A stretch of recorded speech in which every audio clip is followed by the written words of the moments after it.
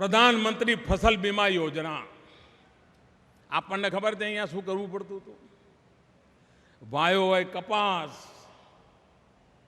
અને લખે મગફળી,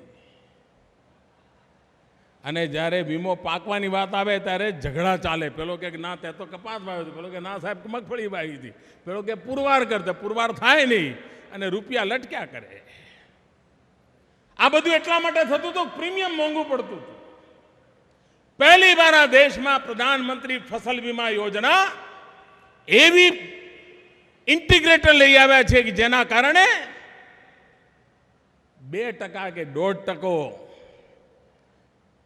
સમગ્ર દેશમાં એક જ પ્રકારનો પ્રીમિયમનો દર, અને ક્યાંય વધારે આવે તો સરકારની તિજોરીમાંથી નાખવામાં આવશે.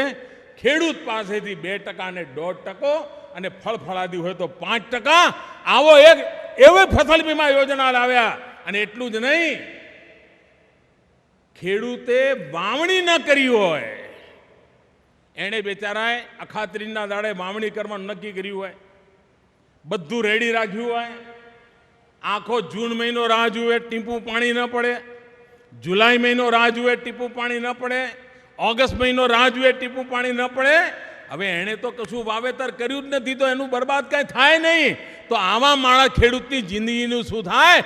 આપણે એવો પ્રધાનમંત્રી ફસલ વીમા યોજના લાવ્યા કે જેના કારણે વરસાદના અભાવે વાવેતર ન કરી શક્યો હોય તો પણ અગર જો વરસાદ નથી આવ્યો, પાકું થઈ જાય, તો વાવણી ન કરી તેમ છતાંય એને મર્યાદિત રૂપમાં વીમાના પૈસા મળશે અને એનું વર્ષ નીકળી જશે. આની ચિંતા આપણે. ઘણીવાર ખેડૂત સરસ મજાનો વરસાદ આવ્યો હોય, ખેતી સરસ થઈ હોય, પાક સરસ થયો હોય, અને